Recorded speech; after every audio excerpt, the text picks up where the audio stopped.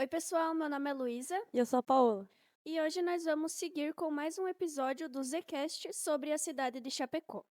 Hoje nós vamos falar sobre a vida e a trajetória de Vicente Morelato. E para nos ajudar a compreender melhor a sua importância, recebemos aqui o professor Fernando Wozniak, pesquisador e especialista em História Regional. Graduado em História pela UNOESC, mestre e doutor pela UFSC, professor de graduação da História da UFSC Campus Chapecó e professor do Programa de Pós-Graduação Interdisciplinar em Ciências Humanas, na UFSC Campus Erechim. E professor, quem foi Vicente Morelato? Boa noite, obrigado pelo convite dessa importante iniciativa aqui da Escola Zélia Scharf, da turma de História, o professor Gustavo, né, os estudantes da- do PIBID, né, do Programa de Iniciação à Docência. Obrigado mesmo, gente, pelo convite. É sempre um prazer, claro, falar da história da região, da história de Chapecó, principalmente de personagens interessantes, né? Quem foi Vicente Morelato? É. Então, ele foi nascido em 1928 e falecido jovem, antes de completar 26 anos, né? Faleceu em 1954. Ele nasceu no Rio Grande do Sul, eh, e depois a família, né, quando ele ainda era criança, né, ele nasceu nessas regiões de colonização europeia, né, que se estabeleceram primeiramente no Rio Grande do Sul e algumas regiões também de Santa Catarina, né, no Vale do Itajaí, principalmente Blumenau, sul do estado. Né. Essa imigração começou lá em meados do século XIX, né, com incentivos do governo imperial, né, e se intensificou depois da abolição da escravatura também. Né. Então, a gente conhece essa realidade da colonização. E então, nessas regiões da Serra, principalmente no Rio Grande do Sul, região de Guaporé, região de Bento Gonçalves, várias regiões ali foram as primeiras colônias, né, de estabelecimento de imigrantes de origem europeia, né, principalmente italianos, alemães, mais tarde também de poloneses. Ele, com esse sobrenome, claro, né, de família de imigrantes italianos, né, Vicente Morelato, ele nasceu em Estrela, né, nasceu na cidade de Estrela, que é também nessas regiões de colonização. E a família, como era comum ali no começo do século XX, as segundas, terceiras gerações de imigrantes, na medida em que as terras mais baratas vão se esgotando no Rio Grande do Sul, muitas das famílias migraram para Santa Catarina, que iniciou seu processo de colonização nessas novas frentes colonizatórias, né? Com colonização interna, vamos dizer assim, né? Com migrações de pessoas dentro do próprio país, né? Em novas frentes de ocupação territorial. E aqui no oeste de Santa Catarina, como a gente sabe, né, essa colonização se intensificou depois da criação do município em 1917. E aí muitas famílias começaram a se estabelecer na região, e aí foi o caso da família do Vicente Morelato, né? Provavelmente ali no final dos anos 20 e comecinho dos anos 1930, eles se estabeleceram numa comunidade que foi chamada uma comunidade de linha Bento Gonçalves, né? Aqui tem essa nomenclatura que é remanescente do processo colonizatório, né? Estabeleciam-se as estradas para organizar os lotes de colonização e as colônias, né, e se chamavam linhas, né? E aí, então, ao longo dessas linhas, dessas estradas, as comunidades começaram a receber nomes assim como linha Bento Gonçalves, linha, me ajudei a lembrar outras linhas aqui, sei lá, linha de homenagem a algum santo, não é? E no caso, né, a linha Bento Gonçalves fica no que é hoje o município ali de Cordilheira Alta, que na época era um território que pertencia ao município de Chapecó. Portanto, a família se estabeleceu final dos anos 20, começo dos anos 30, nessa linha Bento Gonçalves, obviamente em homenagem à região de onde vinham esses imigrantes, que era da região de Bento Gonçalves, no Rio Grande do Sul. E, bom, ali a família se estabeleceu, ele cresceu, estudou o ensino básico e também fez alguns cursos técnicos e foi nomeado professor na primeira escola da linha de Bento Gonçalves, que ele, inclusive, foi alguém que contribuiu, né, para o desenvolvimento da comunidade. E como ele tinha formação, se bem que na época para você dar aula não precisava de muita formação, né? Porque nós não tínhamos também muito investimento em educação no país e então muitas vezes, né, nessas comunidades mais isoladas ou comunidades que estavam iniciando, né, alguém que tivesse uma instrução básica muitas vezes poderia ocupar a função de professor. Mas no caso do Vicente Morelato, né, ele tinha uma formação básica e se estabeleceu como professor de primeiras letras, de ensino da leitura e da escrita, nessa escola, eh, na comunidade Linha Bento Gonçalves, então no município que hoje é o município, né, de Cordilheira Alta. E ele atuou alguns anos lá na comunidade Bento Gonçalves e em outras escolas do interior de Chapecó, por exemplo, na linha Tigre, que até hoje existe essa comunidade e hoje pertence ao município de Xaxim, que são, para quem não conhece a região, porque né, um podcast pode ser ouvido em qualquer lugar do Brasil, quiçá de outros lugares, às vezes as pessoas não conhecem, são regiões próximas aqui do centro de Chapecó. Por exemplo, ali, Cordilheira Alta deve dar o quê? 10, 15 quilômetros, um pouco do centro, uns 15 quilômetros, e a linha Bento Gonçalves não está muito longe da cidade, portanto, 15, 20 quilômetros você já está ali. E a linha Tigre também é para outro lado, mas também não deve distar, né? Não deve distanciar de Chapecó muito mais do que 15, 20 quilômetros. Mas nessa época também se fazia muito a pé esses trajetos, ou a cavalo, enfim, né? Quando o Vicente Morelato começou a dar aula numa escola lá na linha Tigre, ele passou a residir em Chapecó. Isso era pelos idos de 1951, 52, né? Se ele nasceu em 28, ele tinha ali pouco mais de 20 anos, né? E ele costumava ir para a linha Tigre aqui de Chapecó a pé, alguns, sei lá, uns 10, 15 quilômetros, mas ele ia no começo da semana e ficava a semana toda lá na comunidade, né? Se hospedava na casa de uma pessoa lá, de uma família, e aí dava aula ao longo da semana e depois retornava para Chapecó. E então, nessas atividades como professor, ele também fez cursos à distância, até curso de aviação à distância ele fez. E também fez um curso de contabilidade, antigamente chamavam guarda-livro, muitas vezes, né? Mas tinha uma formação mais técnica em contabilidade também, que se estudava à distância. E ele fez também esse curso à distância de contabilidade. Então, era um professor, era um leitor, era um curioso, né? Que se interessava pela política da regional, pela cultura da região, né? E parece que ele viajava bastante né? Fazia os cursos à distância, mas algumas dessas atividades provavelmente exigiam que em algum momento ele visitasse os lugares, né, para retirar o diploma ou para fazer provas, enfim. Então consta que é possível que ele tenha também viajado bastante, mesmo sendo jovem, no Brasil. E provavelmente nessas andanças ele conheceu a literatura popular, né? Se bem que não precisa viajar muito para conhecer assim, atividades culturais ligadas à poesia, à cantoria, à trova, né? Aqui no sul do Brasil tem muito. É muito antigo também essas práticas de você declamar poesia ou fazer uma disputa de trova, não é? Que vem das culturas remanescentes gaúchas, assim, né? Que passa por declamações de poesia, não é? E consta que ele era bastante animado com isso, declamava poesia, era bom trovador, né? Nas rodas de amigos, né? Então participava da vida cultural da comunidade e se interessava por essas práticas culturais, inclusive populares, como poesia, enfim.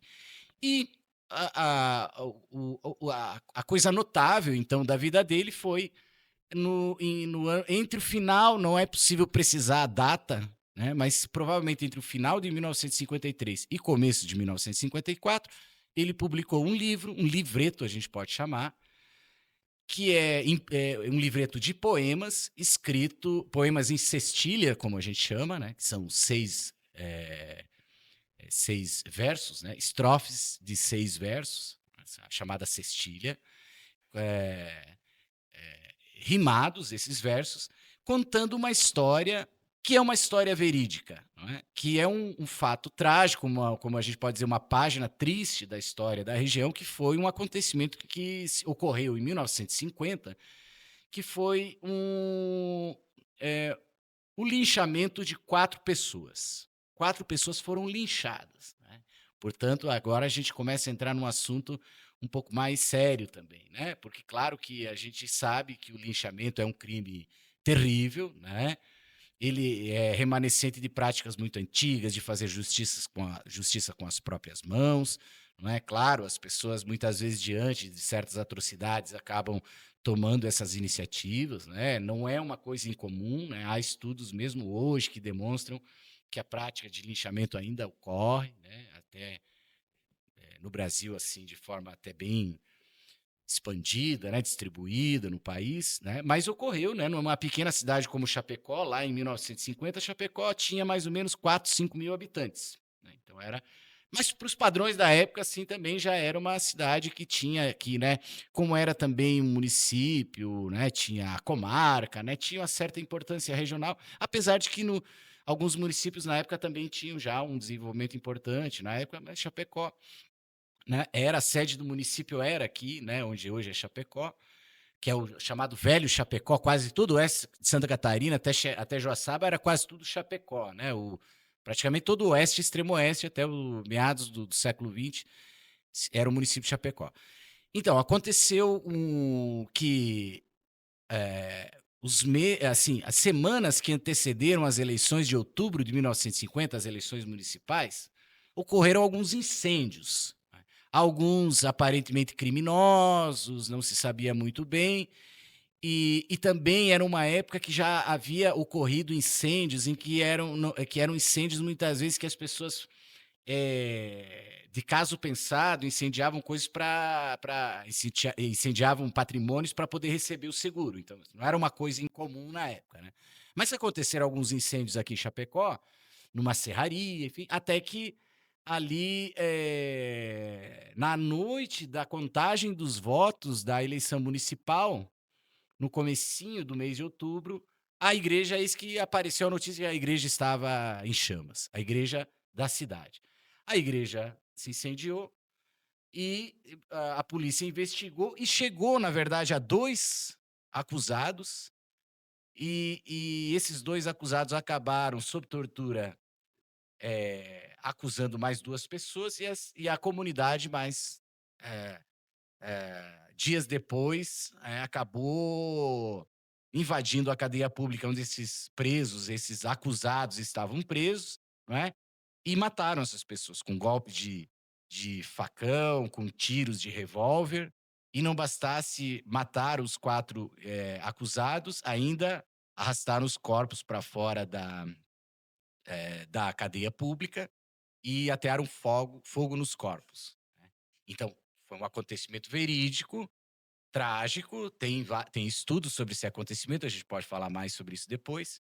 E essas pessoas, enfim, foram linchadas. E então, em 1950, então, no final de 53, né, ainda os processos ainda estavam se desdobrando, os processos das pessoas que participaram dos linchamentos, porque elas foram processadas, foram presas, depois foram julgadas e a maioria foi absolvida, é preciso que se diga, né, enfim, não é, teve mais de um julgamento, teve julgamento anulado, refeito depois, tudo mais, né. Mas aí parece que e aí esse tema virou um tabu, né, porque era uma comunidade pequena, né, Chapecó com 4 mil habitantes. E aí se você tem um linchamento que foi praticado, pelas informações que se tem até do processo, foi cerca de 70, 80, talvez quase uma centena de pessoas que participou do linchamento. Então muitas pessoas estavam envolvidas. Aí numa cidade de 4 mil habitantes, 100 pessoas envolvidas, quer dizer, é muita parente, quer dizer, eram pessoas que deve ter quase não quase todo mundo na cidade tinha ou algum parentesco ou algum conhecimento de alguém que participou. Então foi muito dramático, muito terrível para a cidade esse acontecimento, não é? E aí virou um tabu também. Mais tarde, a economia da cidade ficou um pouco prejudicada por conta desse evento, E aí, aos poucos, a imprensa foi abandonando a temática, as pessoas também cada vez menos queriam falar sobre isso, até que o tema vira tabu. Enquanto esse tema estava até um pouco em stand-by, vamos dizer assim, um pouco esquecido, o Morelato escreve esse livro contando em forma de poemas a história desse linchamento, né, poucos anos depois. Então, certamente o livro dele deve ter provocado alguma agitação também, né, o aparecimento desse livro tocando num assunto que já estava se tornando um tabu na época. Então, resumidamente, embora com uma fala um pouco longa, Vicente Morelato foi o autor desse livro. Infelizmente, ele faleceu em 1954, pouco tempo após ter publicado o livro. Professor, o que motivou Vicente Morelato a pesquisar e escrever sobre o incêndio da igreja e o linchamento dos presos? Bom, eh, primeiro, talvez, o interesse dele por literatura ou poesia, vamos dizer assim, né. Como se dizia, ele era um trovador, ele gostava desse tipo de coisa. Agora o tema em si, talvez lendo o livro dele, a gente possa, capturar alguns indícios da motivação. Bom, aí tem umas controvérsias, né. Tem uma entrevista que a esposa do Morelato deu quando estava viva ainda, em que ela teria dito que Morelato em poucas sentadas, quase num dia, ele se trancou no quarto e escreveu esse livro de poemas sobre o linchamento. Mas na própria folha de rosto do livro, ele diz que iniciou a escrita desse livro em 1950 e 50 e terminou em 53. Então, ele demonstra que ele trabalhou, na verdade, nisso durante algum tempo.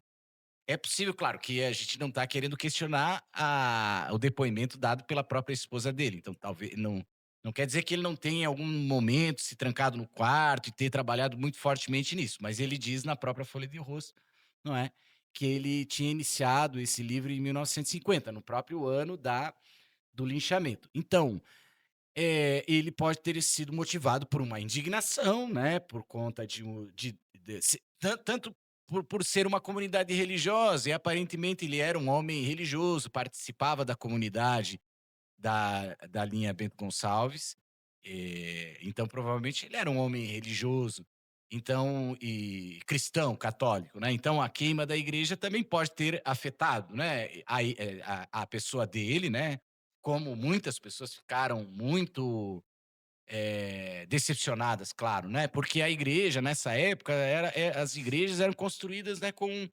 com apoio das pessoas comuns da comunidade, né, uns mais, outros menos, né, os mais abastados, né, eh faziam mais doações, né, mas mesmo a gente simples e pobre faziam suas doações para a construção das igrejas, né. Então, a comunidade ficou muito afetada, muito triste, e então, ele pode ter sido motivado por esse fato terrível da destruição da igreja, mas também pelo fato hediondo, né, do linchamento de pessoas acusadas, né, que não tinham sido julgadas nem condenadas, não é, mas que foram linchadas. Então, eh é difícil, porque ele também nunca deixou um relato, alguma coisa escrita sobre a produção desse livro, sobre suas motivações e suas intenções. O que a gente pode apenas é especular, né, alguma motivação, né. Depois a gente pode pegar de repente um trechinho alguns trechos do poema e tentar desvendar. Aliás, poxa, uma nota aqui, eu poderia ter trazido umas reproduções do livreto do Morelato, eu tenho em casa, mas hoje na correria acabei não pegando lá. Mas talvez um pouco isso. Eh, e como a comunidade e a imprensa reagiram ao trabalho de Vicente Morelato na época do lançamento do livro?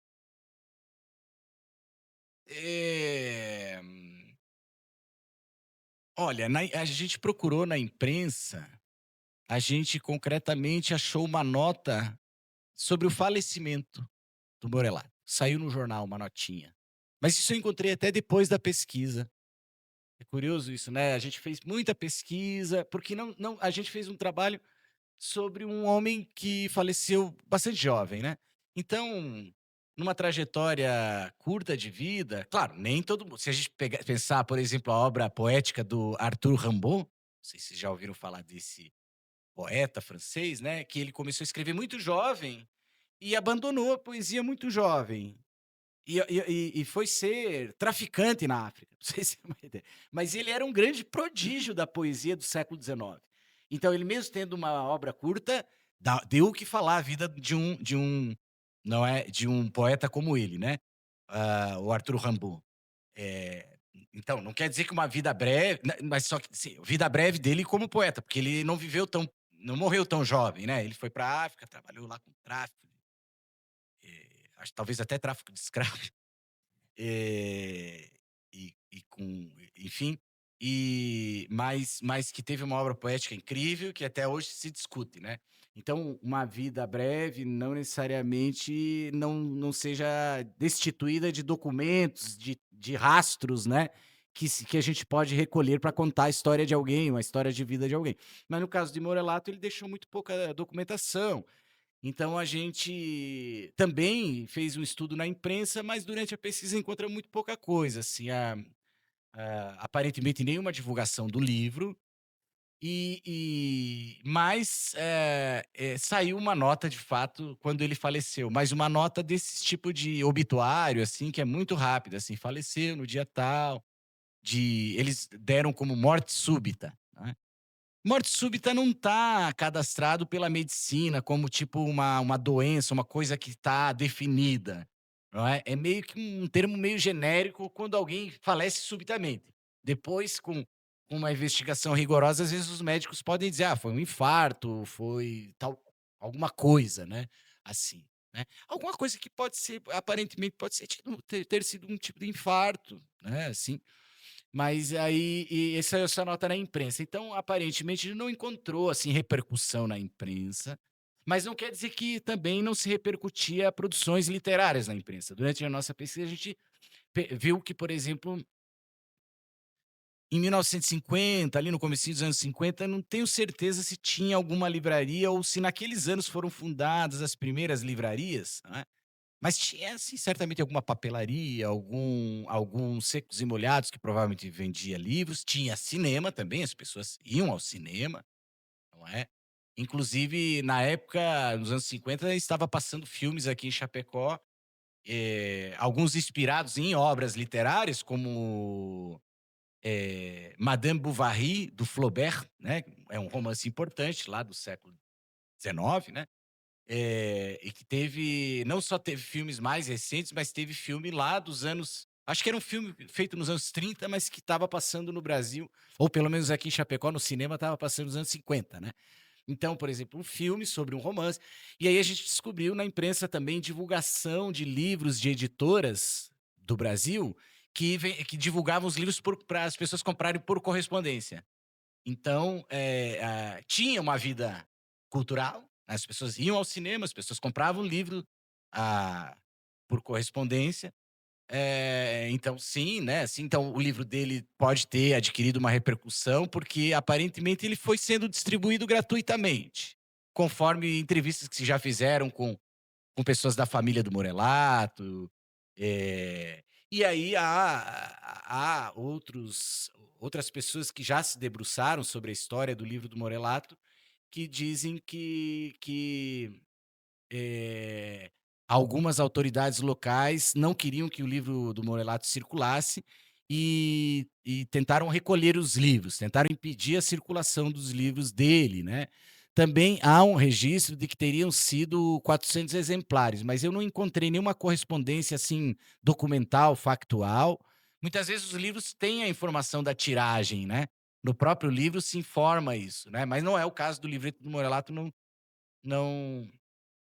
não se disse, mas provavelmente, assim, quando alguém movimenta uma tipografia da época para imprimir livro, mesmo sendo um livreto, não é, já que você vai ter que, trabalhar no depois a gente pode falar mais, né, mas vocês imaginem como é que é publicar um livro numa tipografia que você tem que montar letrinha por letrinha, e essas letras são de metal, né, você tem que ir montando o texto página por página, letra por letra, né.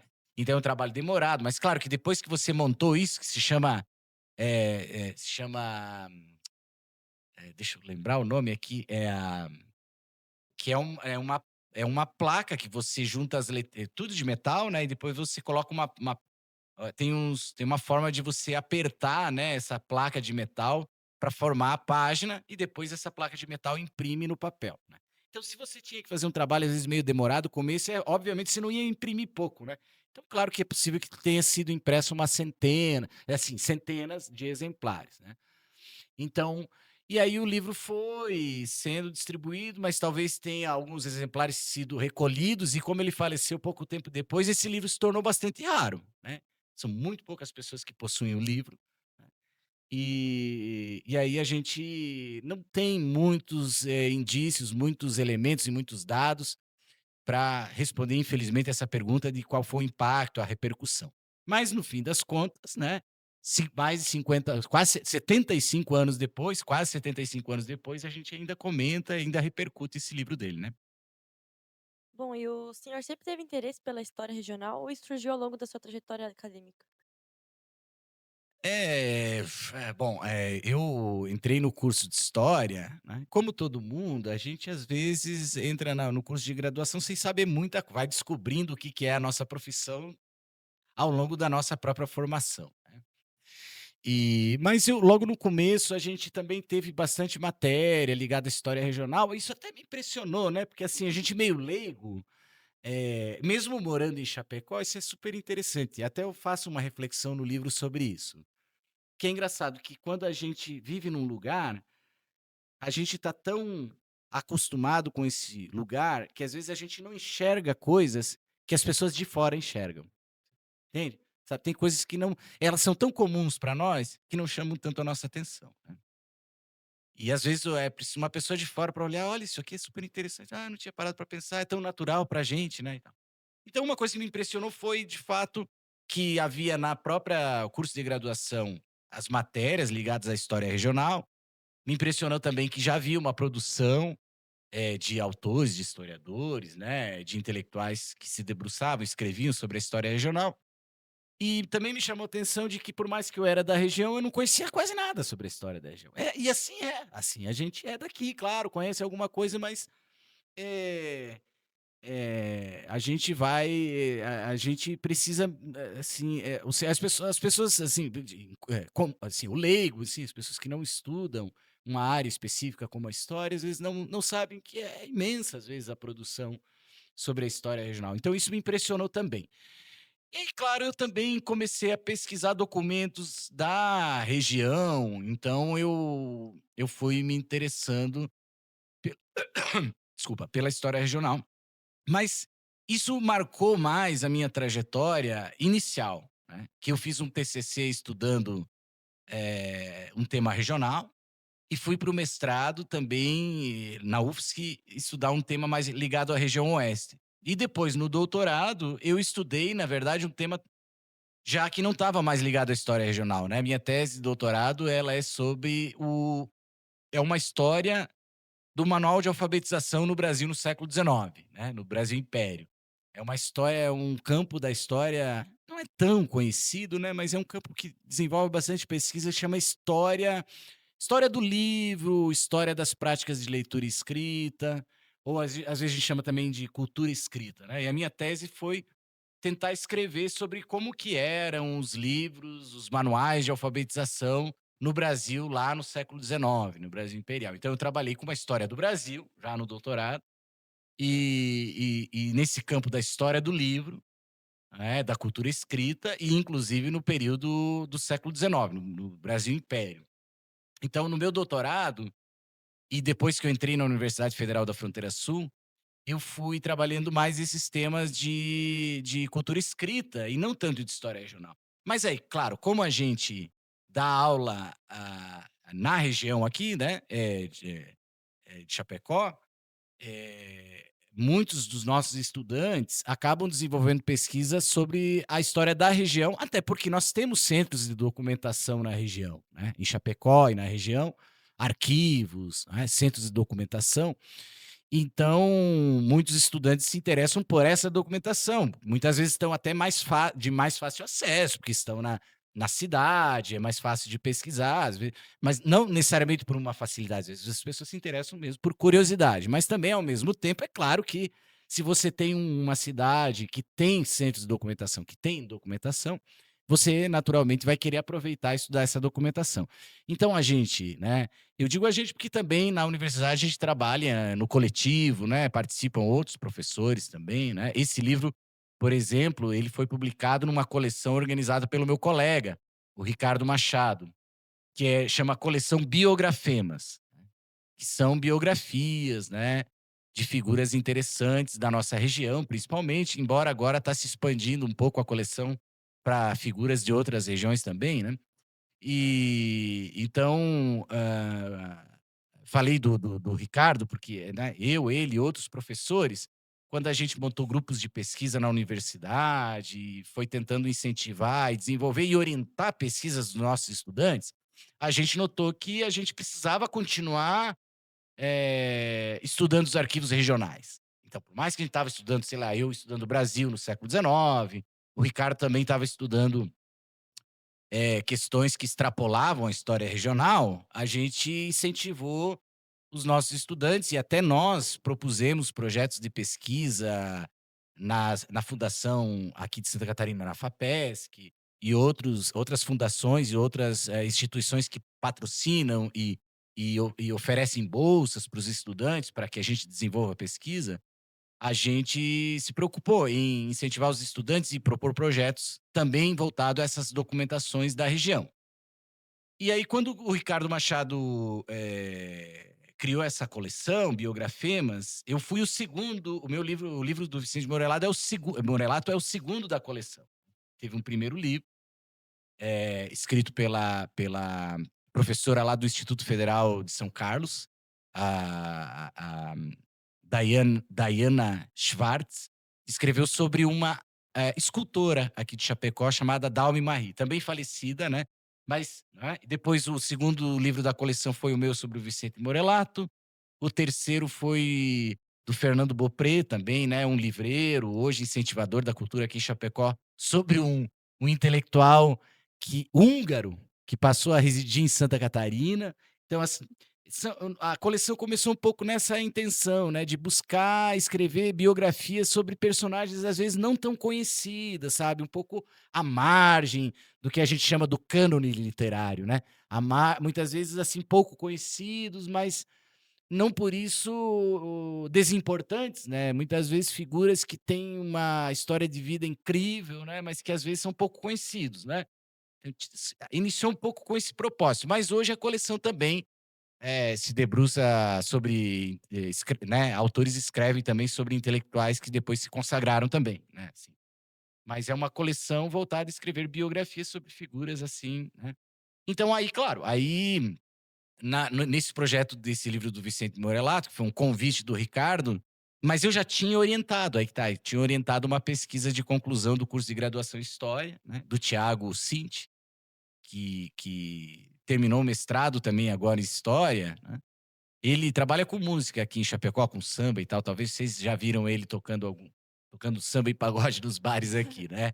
Mas o Thiago é um ótimo violonista, né, do violão 7 cordas, mas o Thiago foi meu orientando no trabalho de graduação dele e ele estudou o Vicente Morelato. Então eu orientei inicialmente uma pesquisa da história regional, e quando o Ricardo me convidou, ele disse: "Bom, tu orientou a pesquisa, vocês já levantaram muita documentação juntas e quem sabe tu pode escrever sobre o Vicente Morelato". E aí eu, né, comecei, claro, fiz todo um outro trabalho, né, mas claro que o ponto de partida foi a experiência que eu realizei junto com o meu orientando, né, mas aí depois eu segui na pesquisa, e aí, digamos, eu retornei à história regional com esse, entre outros projetos, mas também com esse, né. Então eu desenvolvo outras pesquisas que não são da história regional, mas a gente tem esse compromisso, obviamente, com esse trabalho coletivo, seja com estudantes, com professores, de se dedicar aos documentos locais também.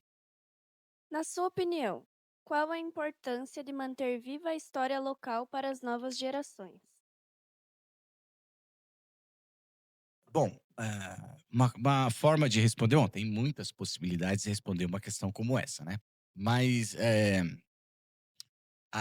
isso é comum, né, eu ressalto, mas muitos historiadores defendem isso, né, que a história embora a gente se volta para o passado, levanta documentos que são do passado, né, pode ser até um passado recente, né, o historiador também tem uma área do campo da história que é uma área dentro da história que é chamada de história do tempo presente, não é? Fenômenos mais recentes, não é? Fenômenos atuais também são objetos de estudo do historiador, né. Mas, vocês sabem, o historiador trabalha sobre o passado e inclusive passados, às vezes, muito longínquos, né, pré-históricos e tal. Mas, então, embora o historiador se volte para o passado, a preocupação dele é com o presente. A preocupação do bom historiador, vamos dizer assim, né. O trabalho de história, ele adquire significado no presente. Parece contraditório, mas não é. Quer dizer, porque quando você estuda qualquer coisa sobre o passado, a sua preocupação, ela está no presente. O problema de pesquisa que o historiador, que o pesquisador da história desenvolve, ele é organizado, ele é pensado no presente em que ele vive, né. São preocupações do presente que movem o historiador, porque ele acredita que estudar o passado nos ajuda a entender melhor o presente, né. Então, acho que a história, a pergunta é a importância para as gerações futuras e não sei se eu me perdi um pouco na questão. Ó, na sua opinião, qual a importância de manter viva a história local para as novas gerações? Ah, sim. Então isso, né, é um pouco isso. A história, toda a história, e aí incluso aí a história regional, é importante para pensar o presente, né. Então, por exemplo, talvez vamos pensar assim esse livro escrito, né, que é o tema do debate de hoje à noite, do Vicente Morelato, né. É um livro escrito lá nos anos 50, mas que ele trata de temas que hoje a gente também continua se preocupando com eles. Práticas religiosas, justiça, eh práticas artísticas, né, a poesia, a literatura, não é. Então, estudar, eh, a história do Vicente Morelato e da publicação desse livro, né, sobre um fato trágico acontecido nos anos 50, ele nos faz refletir sobre situações que a gente vivencia hoje. Por exemplo, nós temos problemas de injustiças na atualidade? Temos, né. Então, ah, as injustiças cometidas no passado, como o linchamento dessas pessoas, eh eh, nos ajudam a pensar as injustiças que se cometem no presente, né. Aí a gente também pensa, bom, as práticas poéticas hoje, né, às vezes a poesia, às vezes não, né, a poesia, a literatura, as artes têm uma importância política, né, quando elas problematizam questões importantes, né. Então, né, o Vicente Morelato tocou na ferida, né, era um tema complicado de uma injustiça que foi cometida com as pessoas que foram acusadas, né, e não foram julgadas e condenadas, né, mas foram mortas de uma forma hedionda, né, de uma forma terrível, né, por meio da violência do linchamento. Então, eh eh, a gente também, né, estuda o passado para refletir, por exemplo, sobre a importância da arte na atualidade, ou a importância da arte para as questões de política, de justiça, de democracia, por exemplo. Na época da escrita do livro, até, às vezes as pessoas me perguntaram, né, se falou muito também, né, porque tem um estudo para quem quiser se aprofundar, porque aqui a gente está falando mais do Vicente Morelato, né, que é um professor primário, né, um agitador cultural, uma pessoa né, envolvida com a comunidade, professor, e que escreveu um poema sobre o linchamento de 4 presos. Esse é o objeto, nem é tanto o linchamento que eu estudo nesse livro, não é o objeto principal. O objeto principal é quem foi esse professor e como, e é um pouco também, aqui tem um pouco de história do livro, nesse meu livro sobre o Vicente Morelato. Tem um momento no livro aqui que eu digo, é mais uma biografia do livro do Morelato do que uma biografia do Morelato, porque eu fico tentando entender como que surgiria um livro em 1950 em Chapecó, né? Como é que alguém que tivesse interesse em publicar um livro faria isso acontecer lá em 1950? Por isso que eu estudei, por exemplo, a vida intelectual ali. Eu falo um pouquinho também nessa coisa que tinha cinema, que você podia comprar livros, quer dizer, você mesmo numa cidade pequena do interior, você podia ter uma vida cultural, né, quer dizer, você poderia participar e saber o que acontecia do ponto de vista cultural, né, até do que estava ocorrendo no mundo, né, você poderia acompanhar, né, essas atividades culturais, né. Então a gente, no livro a gente vai estudando isso, né. Bom, havia tipografia aqui? Aí a gente descobriu que havia tipografia, né. Aí a gente viu como é que os jornais eram publicados na época, né. Porque haviam 4 jornais, 4, se eu não estou enganado, 4 ou 5 jornais numa cidade de 4.000 habitantes. É que também na época era comum ter bastante jornais mais pequenos, assim, né. É que a gente teve um fenômeno da grande imprensa e do grande desenvolvimento das grandes corporações, de imprensa, depois dos anos 70, até com a atualização das tecnologias, né, saiu-se da tipografia e foi para as tecnologias que chamou-se depois de offset. Ela é muito mais rápida para você imprimir coisas, né, e a qualidade é melhor também, né. Então a imprensa aos poucos ela foi se tornando mais de grandes empresas de imprensas, e esses jornais pequenos foram aos poucos deixando de existir, né. Então tanto é que eu acho que, assim, por exemplo, nos anos 80 você talvez tivesse 2 ou 3 jornais e lá nos anos 50 você tinha 4 ou 5, né. Eh então, o nosso assunto nem era tanto esses acontecimentos do linchamento, né, da queima da igreja, etc. E para estudar isso, eu recomendo fortemente, naturalmente, o estudo mais detido sobre isso é o estudo de uma professora lá da UFFS hoje também, mas foi minha professora na minha graduação também, quando eu estudava na UNOESC, atualmente no Chapecó, que é a professora Mônica Haas. Ela estudou desde a graduação dela em jornalismo lá na UFSC, e depois ela seguiu estudando mais história política e sociologia política, né, no decorrer da carreira dela, no mestrado, doutorado, mas ela publicou um livro, né, chamado O Linchamento que Muitos Querem Esquecer. Então, para quem quer conhecer mais sobre esses fatos ligados ao linchamento, eu recomendo a leitura do livro da Mônica Haas, não é. Hã, Então, professor, no livro tem dados das pessoas que foram linchadas? isso, eu estou procurando aqui, hã, vamos ver aqui. É que talvez se eu encontrar no livro, pelo menos eu consigo resumir rapidamente na minha fala, não fico tentando puxar muito pela memória, e aí eu vejo se aqui porque em algum momento eu tive que dar uma boa resumida.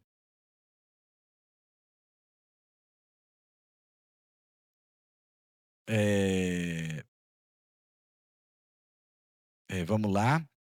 Bom, eu vou tentar resumir da seguinte forma, alguns fatos que a Mônica traz, acho muito rapidamente. Primeiro você tinha o livro da Mônica Haas começa, na verdade, uns vários meses antes do linchamento. Começo de 1950.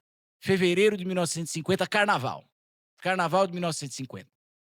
Tinha um clube que existe até hoje em Chapecó, que é o Clube Recreativo Chapecoense. Na época era outro prédio. No final do carnaval de 1950, o clube pegou fogo. Era uma edificação de madeira. Pegou fogo. E quem era o chamado, como a Mônica Haas chama, um termo mais antigo, assim, ecônomo, né. Depois a gente chamava também de copeiro, é uma espécie de barman, o responsável pelo bar do clube.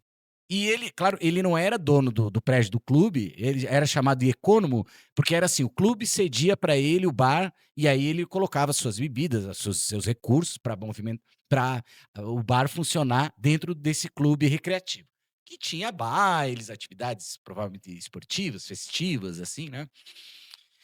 E quem era o ecônomo, o copeiro desse clube, era uma pessoa chamada Orlando Lima. Ele tinha nascido no Rio Grande do Sul e fazia poucos anos que morava em Chapecó. E quando incendiou o Clube Recreativo Chapecoense, o clube tinha seguro e o Orlando Lima também tinha um seguro, né.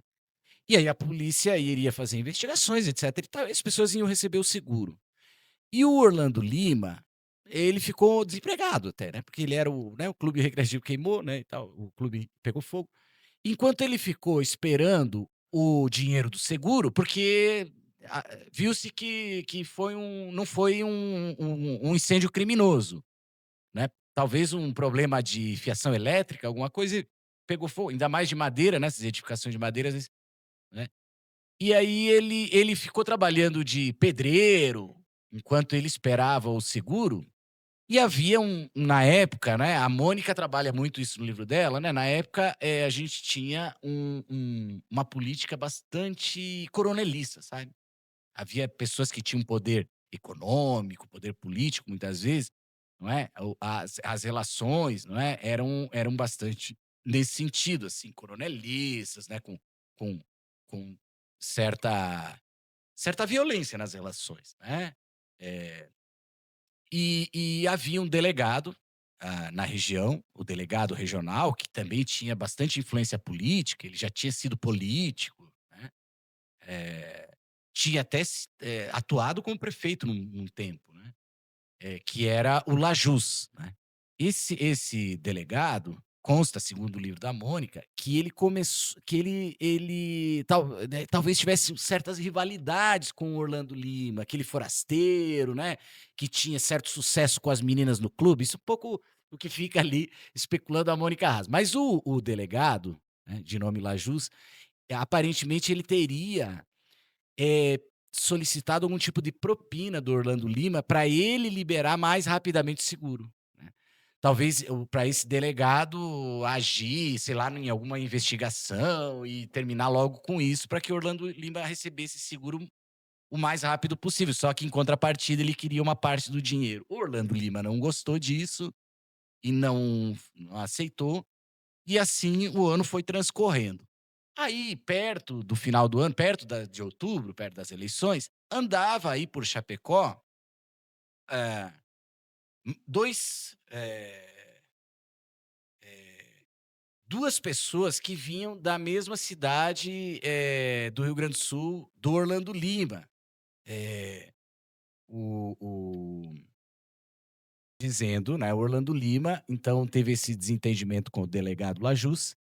E aí, perto das eleições de outubro, estava por aí 2 amigos dele, né, o Romano Ruani e o Paim. Esses 2 figuras trabalhavam com ele ali e dividiam mais ou menos o mesmo quarto de hotel, muito próximo ali do Clube Chapecoense, na mesma rua que até hoje agora eu não me lembro o nome dessa rua ali do Chapecoense, se alguém lembrar depois. E num hotel, nessa região ali. E quando mas antes um pouco ainda das eleições de outubro e do incêndio da igreja, alguns dias antes teve esse incêndio numa serraria aqui da região. E a polícia foi lá investigar o que tinha acontecido e as pessoas, da família que era dona da serraria, saiu de casa para acudir o fogo, né, para tentar, né, apaziguar, tentar, né, apagar o fogo. E a casa foi roubada enquanto isso. Então, havia uma prática também nessa época de pessoas que botavam fogo numa coisa para criar um tumulto e aí aproveitar esse tumulto para praticar roubos, né. E na investigação do delegado Lajus, ele quando for eles começaram a olhar para pessoas que não eram da cidade, né. E aí chegaram nesses 2 amigos do Orlando Lima, né, o Romano Juani e o Paim. E foram no hotel, e lá no hotel encontraram objetos daquela família dona da serraria. Então, objetos possivelmente roubados. Então, esse Romano Juani e o Paim foram acusados pelo delegado de serem os praticantes do crime do incêndio da igreja, que aconteceu pouco tempo depois do incêndio da serraria, né. Ali pelo dia entre o dia 4 e 5, se eu não estou enganado, que era nos dias da eleição. E as in a então, após o incêndio da igreja, as investigações continuaram e aí o delegado Lajus chega ao Romano Juani e o Paim, que estavam dividindo o quarto com o Orlando Lima, e eram amigos do Orlando Lima. E o Lajus inicialmente prende o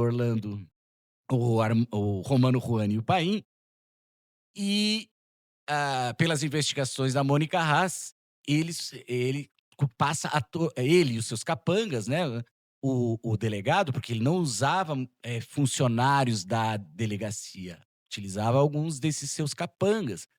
Eles promoveram torturas ao Romano Juani e o Paim, e sob tortura o Romano Juani e o Paim disseram que o mandante, ou enfim, quem participou era o Orlando Lima. Aí, pelos estudos da Mônica Haas e outros estudos, e o próprio processo, possivelmente o Orlando Lima não tinha nenhuma relação com aquilo. talvez até o Romano Juani e o Paim tivessem praticado alguns crimes, talvez até tivessem participado do incêndio da serraria, mas nunca foi provado que eles participaram do incêndio da igreja, né. Então, a partir disso, o Orlando Lima foi preso também, né, porque os outros sob tortura acusaram ele, né. E como ele fora preso, o irmão dele, o Armando Lima, que morava no Rio Grande do Sul, veio para Chapecó para ver o que estava acontecendo com o irmão dele e foi preso também, acusado de ser da quadrilha, da gangue dos incendiários, né. E aí, nos próximos dias, todo mundo ali começou a sofrer as torturas, né, o Orlando Lima, o Armando Lima, e a comunidade, enquanto isso, começou a ficar empolvorosa, né, e muitas pessoas começaram a incentivar um linchamento, porque estavam muito indignadas com o incêndio da igreja, como haviam aqueles acusados, enfim. Acabou que alguns dias depois invadiram a cadeia pública e assassinaram essas pessoas. Então esse é um pouquinho o resumo. Aí depois vai ter todo um processo que transcorreu nos anos de 1951, 52, 53, vai ter um desfecho lá por 54, 55, em que a maioria foi absolvido e 2 pessoas apenas foram condenadas, né, o delegado e mais uma outra pessoa foi presa.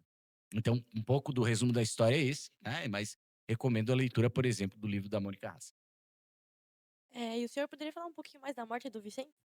Ah, pois é. Então, esse tema chama atenção, porque principalmente daqueles eh que tentam entender aquela comunidade dos anos 50, né. Como eu disse, né, a Mônica Haas tem outros estudos dela que ela demonstra como que a política passava muito por um sistema bastante oligárquico, bastante coronelista, né, em que se faz eh muita pressão, muitas vezes, né, as liberdades são um pouco restritas, né, nesses modelos, coronelistas, às vezes políticos, né.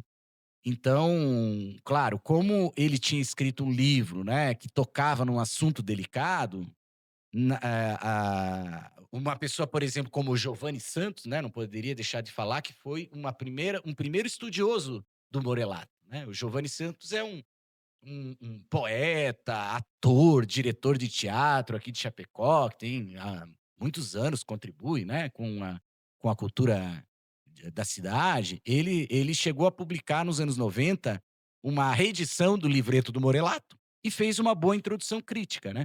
E ele especulou essa possibilidade de o Vicente Morelato ter sido morto e não ter morrido de morte natural, né, ou de não é, de mal súbito, como a imprensa teria noticiado, como a gente foi ver depois, né, quando a gente estudou documentos de jornais, né. E e aí, claro, como se tinha a notícia de que o livro dele estava causando polêmica, que as autoridades mandaram recolher, né, que queriam acabar com a circulação daquele livro, as pessoas podem pensar que talvez ele pudesse ter sido assassinado e não, né.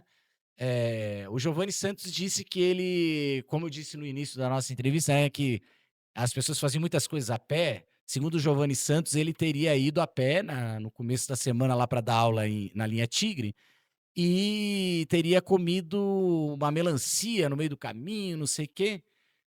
Outras pessoas que foram entrevistadas também num filme interessante sobre o Vicente Morelato, né, chamado O Poeta de Cordel, né, produzido pela Margot Filmes, né. Então tem um filme sobre o Vicente Morelato também, que trata de outros assuntos do linchamento, né, recomendo que vocês vejam o filme, né, acho que já viram, né, também. E nessas entrevistas, as pessoas falaram que ele chegou na comunidade de Linha Tigre passando mal. E aí só se sabe que ele teria parado no meio do caminho, comido uma fruta, sei lá, tomado uns tragos de cachaça, alguma coisa, né, pra, né, dar um ânimo pra ah, não, isso é coisa pra adulto, né, bebida alcoólica não, gente, como é que é? Se beber não dirige, né, às vezes nesses programas públicos a gente tem que ter um compromisso com essas questões também. Mas o fato é que, bom, não se sabe muito, o fato é que, né, ele faleceu lá na linha Tigre, e a imprensa deu como sendo morte súbita. Nós pesquisamos, tentamos ver se havia um documento, por exemplo, sobre o atestado de óbito, né, não encontramos, né, porque aí poderia talvez ter um exame de algum médico, mas aparentemente isso não foi feito, né. Então paira ainda uma dúvida sobre sobre se poderia ter sido alguma sabotagem, né, para concorrer a favor da morte dele, né. Mas assim, na história a gente tem uma preocupação muitas vezes com o documento, né, uma preocupação com a verdade. Se a gente não tem elementos, assim, bastante rigorosos para comprovar algo sobre um fato passado, se a gente não tem suficientemente certeza, é melhor a gente ficar talvez até demonstrar certa especulação, mas nunca afirmar, né. Então eu não posso afirmar de que tenha sido, né, uma de que tenha sido pessoas que de alguma forma tentaram envenená-lo, assassiná-lo, né, e não dá para afirmar isso, né. Mas ao mesmo tempo fica a reflexão, né, que temas polêmicos às vezes, né, pela arte, pela literatura mexem com muitas vezes com pessoas poderosas, né, e isso muitas vezes tem consequências trágicas, né, problemático isso, né, mas ao mesmo tempo a gente vê a importância né, da arte para né, pra às vezes mexer com as feridas que a gente não quer mexer, né, com as injustiças, né. Então, eh, as artes, a literatura, a história tem uma função nesse sentido também, né. Às vezes é preciso problematizar injustiças, né, discutir, pensar, inclusive pela arte, né. É um pouco por aí. Então, gente, agora a gente vai finalizar o nosso Zcast de hoje. Eu agradeço muito ao professor Fernando por ter vindo. Obrigado. Gente, é um prazer, né, discutir história com estudantes, né, num projeto tão interessante como o do professor Gustavo e dos bibidianos, né. Muito obrigado, parabéns pela iniciativa. Bom, eu quero agradecer também, né, pela oportunidade de estar entrevistando o professor e estar aqui com a Luísa também. Bom, eu acho que é isso. E eu vou convidar vocês para a semana que vem para o nosso terceiro episódio do Zcast sobre a cidade de Chapecó. Muito obrigada, beijo. E foi ótimo falar aqui com vocês. Tchau, tchau.